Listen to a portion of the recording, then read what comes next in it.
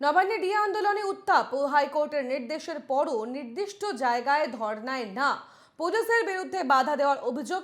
পুলিশের সঙ্গে প্রবল বাদানুবাদ আন্দোলনকারীদের। নবান্ন সভাঘরের অদূরে বসে বিক্ষোভ দেখাচ্ছেন আন্দোলনকারীরা।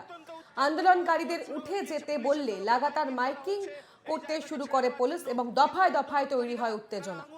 আদালতের নির্দেশ দেখিয়ে তারা পুলিশের কাছে তারা জানতে আসছেন যে কেন তারা এমন কথা বলছেন। পুলিশের তরফে কোনো সুস্পষ্ট ব্যাখ্যা নেই। পুলিশ কিন্তু কোনো ব্যাখ্যা দিতে পারছে না যে কেন এখান থেকে উঠে যেতে হবে। কলকাতা হাইকোর্ট রায় দিয়েছে 22, 23, 24 টানা 72 ঘন্টা এখানে অবস্থানে। নবান্ন সভাঘরের অদূরে চলছে বিক্ষোভ। আন্দোলনকারীরা তারা সেখানে রয়েছেন, যদিও কিছুক্ষণ আগের ছবিটা ঠিক এমনই ছিল।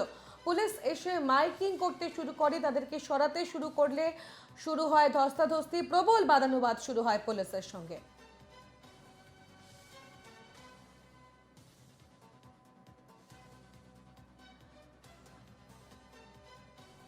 আমাদের সঙ্গে সরাসরি রয়েছেন আমাদের প্রতিনিধি দীপঙ্কর মণ্ডল। চলে যাব দীপঙ্করের কাছে। দীপঙ্কর, এই মুহূর্তের ছবিটা একটু দেখতে চাইবো।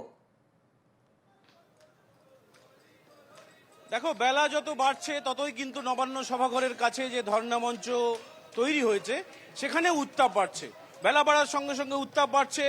তুমি জানো যে গতকাল মধ্যরাত থেকে এখানে নবান্ন সভাঘরের সামনে এখানে ধর্ণা অবস্থান শুরু হয় এবং কলকাতা হাইকোর্ট নির্দেশ দিয়েছে যে আজ, আগামীকাল এবং আগামী পরশু এই 3 দিন টানা 72 ঘন্টা অবস্থানে বসতে পারবেন যৌথ সংগ্রামী মঞ্চের সদস্যরা।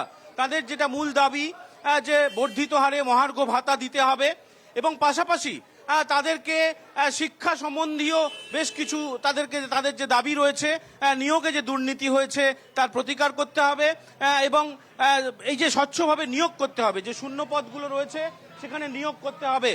তুমি আমাদের ভিডিও জার্নালিস্ট ইন্দ্রনীল দেখাচ্ছে এই মুহূর্তে যে ছবি আমরা দেখতে পাচ্ছি, নবান্নের দুয়ারে সংগ্রামী মঞ্চ এই নাম দেওয়া হয়েছে। কিছুটা কটাক্ষের সুর রয়েছে এই নবান্নের দুয়ারে যৌথ মঞ্চ এই নামের মধ্যে। তুমি জানো যে রাজ্য সরকারের একটি ক্যাচলাইন রয়েছে দুয়ারে সরকার, এবং সেটাকেই কটাক্ষ করে বলা হয়েছে নবান্নের দুয়ারে সংগ্রামী মঞ্চ। এবং এই নবান্নের দুয়ারে যৌথ সংগ্রামী মঞ্চ যে ব্যানার পিছনে রেখে যে অবস্থান শুরু হয়েছে গতকাল মধ্যরাত থেকে, এটা কিন্তু কলকাতা হাইকোর্টের নির্দেশ রয়েছে যে টানা 3 দিন তারা অবস্থানে বসতে পারবে। এবং আজ সকাল থেকে আমরা যেটা ছবি দেখিয়েছি দর্শকদের, যে পুলিশ এসে বাধা দিয়েছে এবং পুলিশ বারবার তারা কিন্তু উঠে যেতে বললেও অবস্থানকারীরা তারা অনড় রয়েছেন। আমরা কথা বলবো কয়েকজন যারা আন্দোলনকারী তাদের সঙ্গে। সকাল থেকে আমরা দেখেছি যে পুলিশ আপনাদের উঠে যেতে বলছে, কিন্তু আপনারা অবস্থানে অনড়। আপনারা কি চাইছেন? আমরা কি চাইছি সেটা তো এতদিন ধরে সরকারকে বলেই আসছি যে আমরা আমাদের ন্যায্য অধিকার চাই, যারা যোগ্য আছে তাদের চাকরি চাই, অনিয়মিতকরণ যারা আছে তাদেরকে স্থায়ীকরণ চাই এবং ডিটেলমেন্ট বা যে অনিয়মভাবে বদলি করা হচ্ছে সেটা রদ করতে চাই। কিন্তু সরকারের কোনো সদিচ্ছা নেই আমাদের সাথে বসবার। বাধ্য হয়ে বারবার আমাদের হাইকোর্টের কাছে যেতে হচ্ছে এবং হাইকোর্টের কাছে থাপ্পড় খেতে খেতে সরকারের কিন্তু এখনো কোনো রকম সদিচ্ছা জন্মায়নি যে আমাদের সাথে বসবার। এবং আমরা হাইকোর্টের রায় মেনেই এই 3 দিনের অবস্থান বিক্ষোভ, এবং সেটা খুবই শান্তিপূর্ণ অবস্থান বিক্ষোভ আপনারা দেখতে পাচ্ছেন।